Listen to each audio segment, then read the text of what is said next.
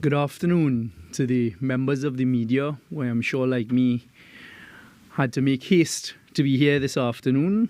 Thank you for coming out for this press conference that I've called, as well as the wider viewing and listening public of Trinidad and Tobago via our television and other platforms that are being used to televise this. I have asked you all to come here this afternoon for a very specific conversation, and I'm putting you on notice. At the end, I will entertain questions on the topic that I've raised, and then we will cut it off for the day. It was in 2016, as a fairly new government, we came to the population and we informed you all about the possibility and the great potential of pursuing cross-border gas in Venezuelan territory. And in particular, everyone now knows the term of Dragon and Coquina Mannequin, Loran Manatee. So we all have become more aware as citizens of Trinidad and Tobago about the potential of the gas fields that lie both, as we say, across both our border and Venezuelan's border, as well as across in Venezuelan's borders. Exclusively to them, they are the largest oil reserves in the world, and they have a significant amount of gas. Since 2016 to now, we have spent a lot of time and a lot of conversation with Trinidad and Tobago all about the potential of these gas reserves and what they can mean for Trinidad and Tobago and the great potential it has, and even, we can argue, the necessity for us to be able to have access to these gas fields. You would know that by 2018 we had negotiated. I had participated in those negotiations, and allow me to use the opportunity to just record here, with a bit of an interruption, my sorrow on the passing of Mr. Mark Loquan, who became quite a good friend of mine as we joined forces together in 2016-2017. So as I say that, I recall Mark was there with me as we negotiated and were successful in obtaining a term sheet, a commercial term sheet for the Dragon gas field by 2018. By 2019, the United States had put additional sanctions on Venezuela. There were already certain sanctions that existed, but the sanctions that came in place between 2019 to 2020 ground to a halt or progress with the Dragon field that we were pursuing and we had a commercial term sheet with. In 2020, we began our quest in Washington, D.C., and began knocking on the doors and having the conversations with the decision makers in Washington, D.C. It was in 2022, I recall it very clearly. I had gone up, I had met with attorneys at law on behalf of Trinidad and Tobago to come up with a strategy for us to pursue with our American counterparts, our allies, pursue the ability, despite sanctions, for us to get access to the Venezuelan gas that was only 18 kilometers of pipeline away from reaching to our infrastructure in Trinidad and Tobago. You are very familiar with some of the stories coming out of that. So during 2020 and in 2023, we began to have success, and it was in January 2023, after a number of meetings, including meetings at the White House, at Blair House, at the Summit of Americas during the period of 2022, and meeting and forming relationships with decision makers, congressmen and senators on both the Republican as well as the Democratic side, and then other CARICOM leaders joining with Trinidad and Tobago to advocate for Trinidad and Tobago's applications to OFAC, that in January 2023, we announced to Trinidad and Tobago we had met with success and we had received an OFAC license to be able to pursue Dragon. Of course, at that time, the OFAC license payment for gas from Venezuela was limited and did not permit cash. We continued with our work, making progress in Venezuela. I always smile when I hear those who are opposed to what is good for Trinidad and Tobago, the opposition, saying, well, why is it that Young went to Venezuela so many times and 13 trips to Venezuela? Trinidad and Tobago saw why it was, because by December of 2023, we had obtained a 30-year exploration and production license from the government of Venezuela for the production and export of gas from Dragon to Trinidad and Tobago. In between there, we had persuaded the United States, again through our attorneys at law and my working with them. We had put in for applications for amendments to our OFAC license, which had come in October 2023, later on from January 2023, that permitted us to pay in hard currency, US currency, and fiat currency as well. And of course, that license is due to expire on the 31st of October 2025. We got an amended OFAC license on December 18th, 2023, because by then we had begun to do the necessary work and look at how we would be able to execute Dragon. And of course, the license from the government of Venezuela, the exploration and production license for 30 years to Trinidad and Tobago, was on the 21st of December 2023. You would all recall that in or around April 2024, again, those persons who unfortunately sometimes don't seem to want what is the best for Trinidad and Tobago started jumping on the cancellation by the US government in April 2024 of a general license number 44, to deal with Venezuela. And that was a general license that had allowed companies, oil and gas companies from around the world, to have conversations with the government of Venezuela to pursue oil in Venezuela, which the majority of them were doing, and also to look at gas. But by then we had explained Trinidad and Tobago had secured our own specific license from OFAC, the United States Treasury, to pursue the Dragon gas exploration and production. There was of course, that didn't affect us. Nothing affected us. There was a hardening, I would say, of sanctions after that April 2024 and a sort of change in the US policy. And we are seeing firsthand in Trinidad and Tobago, and now the rest of the world is seeing as well, how when the United States government changes different policies, how it affects our various territories and our various livelihoods, including cost of goods and these types of things.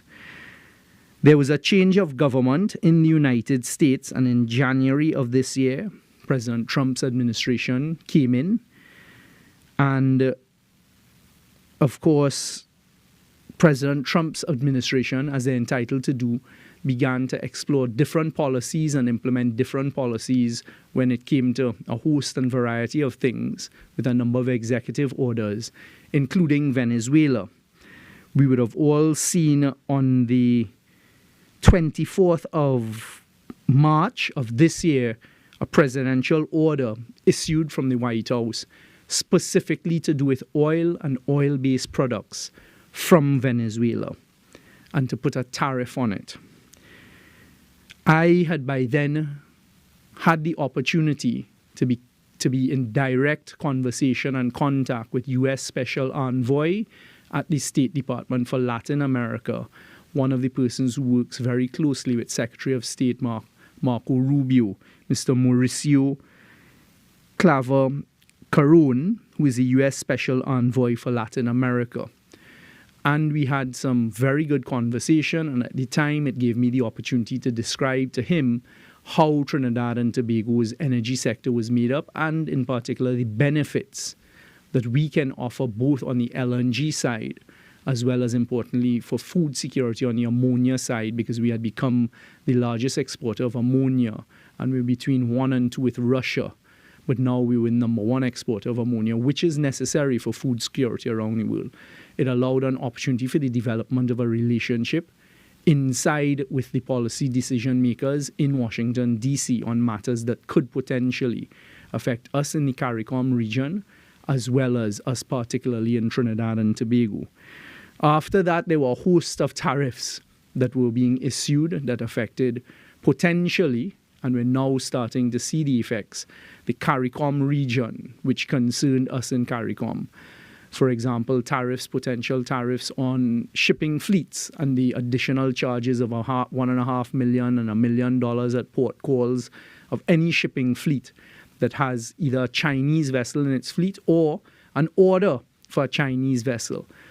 We had a CARICOM heads meeting, and that was raised frontally, and we were getting an assessment. And I can say that CARICOM appointed a particular envoy from CARICOM, 2 of them, I believe, and they made the submissions on CARICOM's behalf to the US body that is in charge of now looking at the applicability of those tariffs.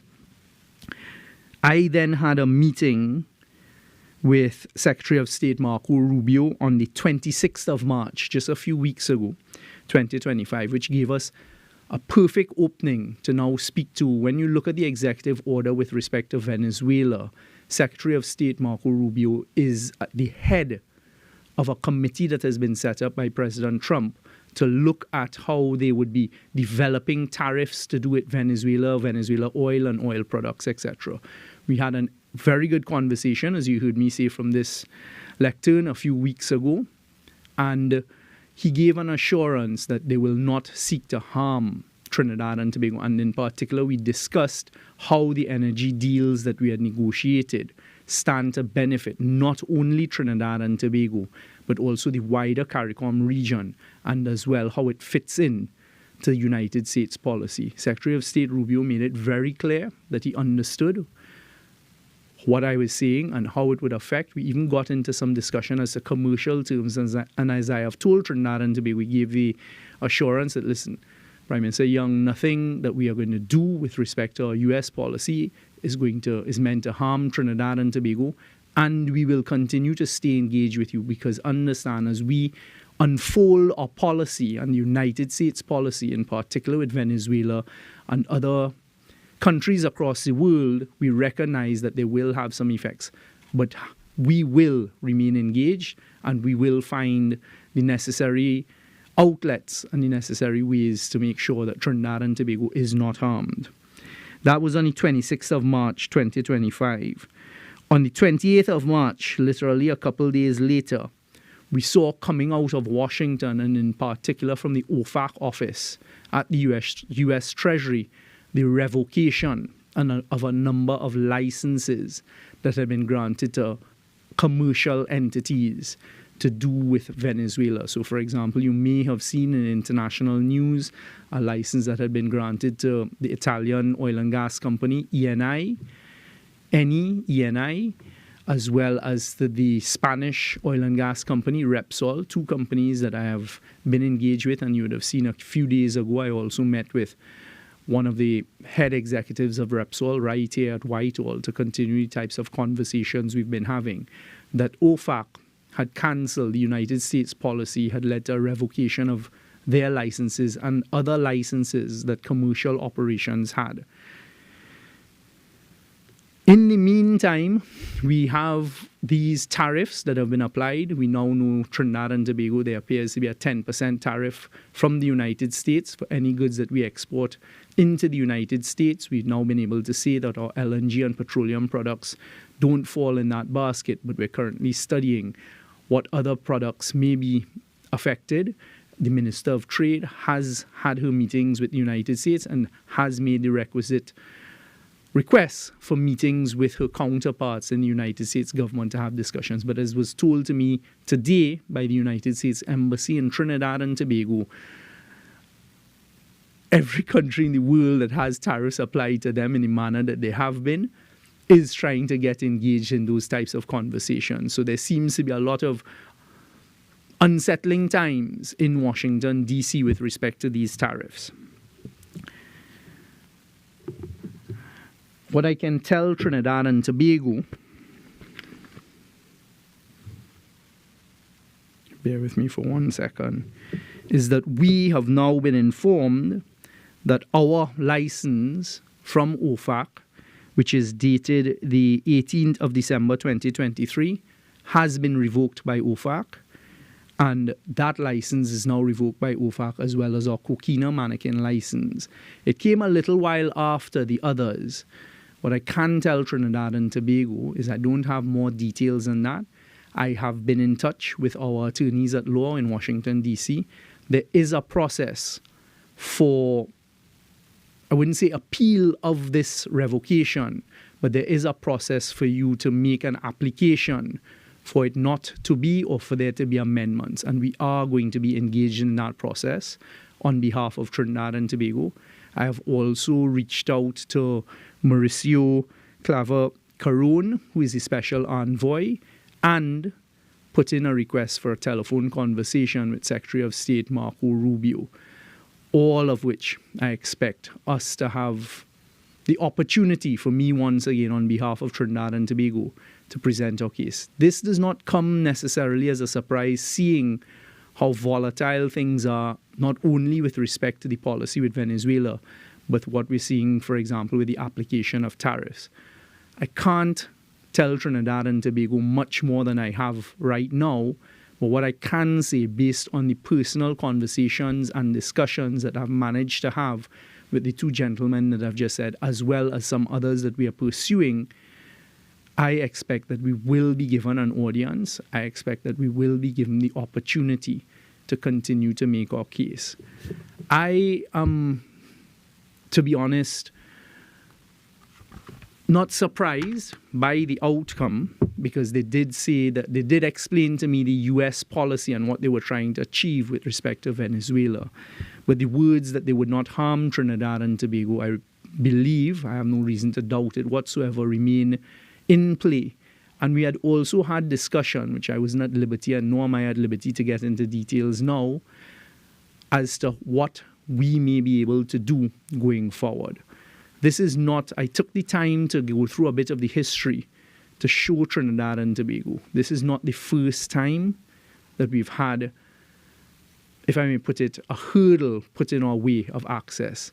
It was only last week or the week before when I was speaking to Mr. Cedric Kremers from Shell, the executive globally at Shell who's in charge of gas integrated business, whose portfolio this falls under.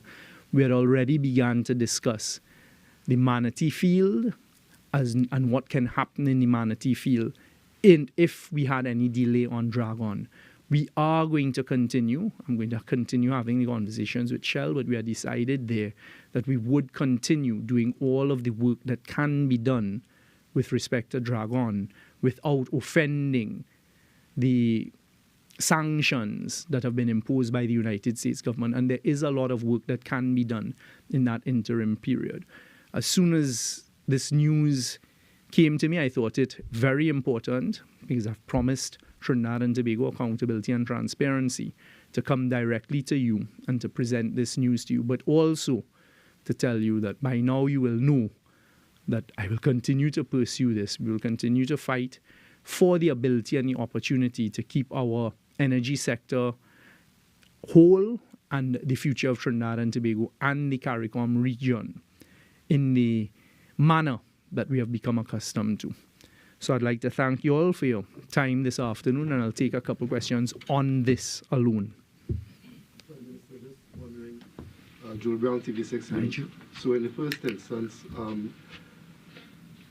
is this in any way reflective of a failure on not necessarily you as you had just become Prime Minister, but the administration in office, given that you had said consistently how important getting natural gas across the border from Venezuela is in light of the issues of supply to plants like Point Lisas, LNG plant in Atlantic LNG, and so on? The answer is no. Jules, in fact, what was described to me by Secretary of State Rubio as well as Mauricio is the work that we had done prior has put our reputation and how we're respected with the United States administration in a very top-tier level. And that they will, I mean, I'll go as far as to breach a little of Mauricio's confidence in the conversations that he had with me. He said, we are going to continue working with Trinidad and Tobago because we want Trinidad and Tobago to continue and to be competitive in this area. And we recognize the importance of Trinidad and Tobago for the energy security, not only of Trinidad and Tobago and the region, but even out of the region. So they are going to work with us as they apply their policies. So I am not at all, has there been a failure. In fact, it's the exact opposite, because other people cannot get the types of audience that we are getting and the types of conversations that we're getting. My short question is, did they, two questions, in the initial notification, was it just this is it, the end, or did they state why and what we can do? Because everything with this administration, the U.S. administration, seems to be a negotiation, and they want something all the time. What do they want? What we received is the administrative side. So the way OFAC is a very administrative body, they apply the policy really from the White House and the State Department. And they are really the ones who will then... So what you get is you got a notice. The same way we got the OFAC licenses, that you literally, our lawyers receive it. They receive it and they say, okay, Minister Young, now Prime Minister Young, this is what we've just received from OFAC. You read it and it is very legal, jargon-oriented type language. And it says, okay, this has been revoked. But there is a process that allows you now to make application and to advocate for why this should be taken. So I actually ask, thanks for triggering that, Amiki Jan. There is a wind down period. So this is not an immediate. All when OFAC does this, you will see, even when they're done it with Chevron, all of them, they grant you a wind down period. So the wind down period for this is until the 27th of May. And that allows you an opportunity before it kicks in fully for you to engage with the United States, which is what we're doing. What are we willing to give if they ask for something? So they understand. The good thing about it is they already understand and have taken very, very careful note of what it is that Trinidad and Tobago can do. And I'm not going to get into this from here because I am now going to have some more detailed discussions with them, I'm sure. But they understand what we offer, and it's not only in the energy sector. My short version. Election season, one of your biggest selling points is vote for me because I've been doing all this work. I can take you past April 29th. How do you restore that confidence in these citizens that, yeah, I'm still the person? Well, I think the citizens, fortunately for them, have the report card of the past. And that's why I said we started in 2016. By 2018, we had negotiated a commercial term sheet with Venezuela. When the first round of sanctions came in that prevented this, didn't stop. Others would have stopped there. Many stopped there. When you speak to oil and gas companies across the world, they stopped there, pursued it, found a way, developed the strategy, got into speaking with the decision makers in Washington, D.C., got the OFAC licenses. We were the first, amongst the first. Only Chevron got an OFAC license before us. That says a lot. So this is a track record. We then got the amendment where others didn't even get a license. So there is a track record of an ability, if I may put it that way, to negotiate successfully on behalf of Trinidad and Tobago, and to have a way to strategically develop relationships, because the same thing has gone on with the oil and gas companies. Should we stop? It seems to be a lot more trouble than it's worth. It's a lot of, well, here's 2 years, and we keep waiting for this one thing that seems to be not bearing that fruit that we really hope for. Completely untrue once again, and the answer is no, we should not stop, because it is not singular, it is not exclusive. So what you're seeing, I stood here for the last 2 post-cabinet press conferences and told you about the success, for example, that BP is turning on additional production. So we have continued doing exactly what needs to be done. So don't buy the narrative of those who try to say all of the eggs are in the dragon basket. It's the complete opposite. So you've seen, and if you ask the people in the energy industry in Trinidad and Tobago, you've seen that rise in activity that has kept us stable at 2.6 BCF a day of production with the BP, with the Shell, with the EOG, with the Perenco, and even onshore with Touchstone for gas and the gas industry. And it absolutely must continue to pursue this. What you have to decide is who is capable of doing it, who has the credibility to be able to do it. Because as the former Prime Minister said, without the ability and the opportunity to get access to cross-border gas, this is not for today. This is not for the government of today. This is for the population and the future citizens down the road. Right? So we were coming on stream once again to bring this dragon gas by 2026. It's not, the door isn't shut. Also the issue of, so some clarification I'm seeking. So the issue of the OFAC license and whatnot being revoked and the May... we call it a wind down period. Right.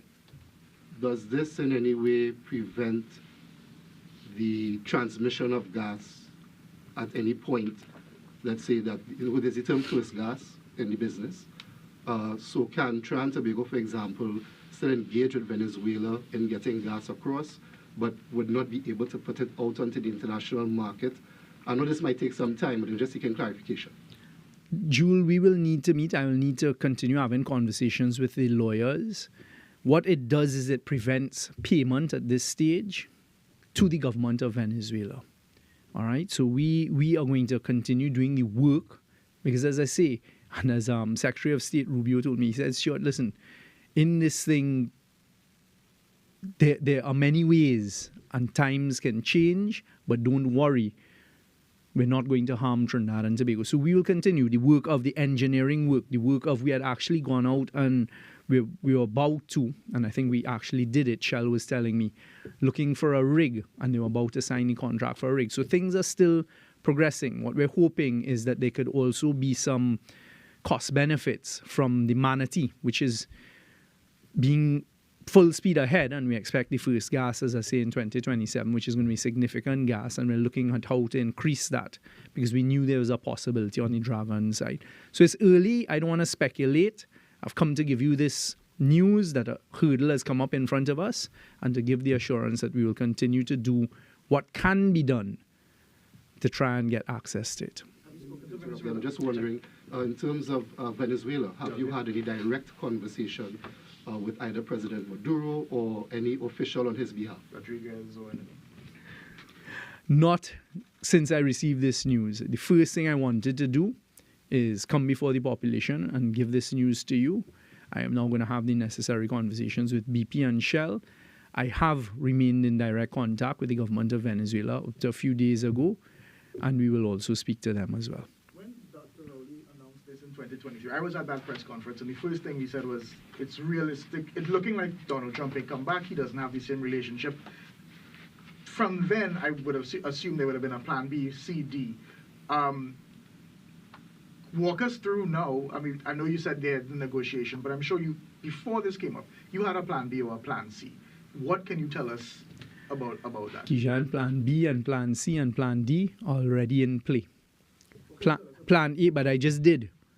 This is all about gas production. This is all about the production of gas and getting gas to plants at Point Lisas and LNG plant and methanol plant down in Point Fortin. So you're seeing plan B, plan C, and plan D taking place. You're seeing the continued production by BP, by Shell, by Perenco, by EOG, that I told you about. Woodside and BP up with deep water gas in Calypso project. You're seeing the shallow water bid rounds were successful. You're seeing all those things playing out. So what this would have done is it gives us that extra additional injection of gas that could actually utilize some of the capacity that exists at Point Lisas and Point Fortin in the LNG. I just gave a little, in this, unfortunately, you can't speak before the time, but we are looking at, for example, what can be done with the field of Manatee, the deep water field and this type of thing. So there are things in play. But let's take it one step at a time. So I want to thank you all for being here this afternoon. Last question, Jules, and last question. I mean it. Thank you, Prime Minister. Given I recall some messaging by the government, and you could clarify here, that for the nation to basically hold on or manage the financial side of things, even on a personal level, until the gas comes across the border. There was confidence at that time that this deal would occur in the way that the government had foreseen it. Now we're seeing a different situation. What is your message to the population in that regard? My message to the population is we're going to continue. My message to the population is there's a wind-down period. That we have immediately done what is responsible, and I have requested the necessary telephone calls and conversations with the decision makers in Washington. I have every expectation that I will get that opportunity. I'm engaged with our lawyers in Washington. I expect that we will, in the interim, be utilizing the legal process to make our case as to why our license should not be revoked. I am not at all... So we have the plan and we are implementing the plan. All right? Just now, Kijan. Paula has a question. That is the last question. Okay. Yes. Right. So Dr. Rowley had said if the Dragon gas deal fell through, then our cuckoo will be cooked. in the event that does happen, regardless of whatever happens during the winding down period, what are your plans for the economy? How can we recover from the loss of that projected? We don't have it right now, meaning we don't have the production from it. So it isn't a pipeline that has been closed off. So the same way I've just stood there for the last few minutes and said that every time there has been some adversity presented, I have found, as Kijan put it, a plan B, a plan C, a plan D. I'll now put in place plan E, plan F. And we're also going to be talking about the diversification plans we have. But don't give up. Don't give up hope, and go based on the track record you've seen, and let's get it done, what we can. Okay? Thank you all very much.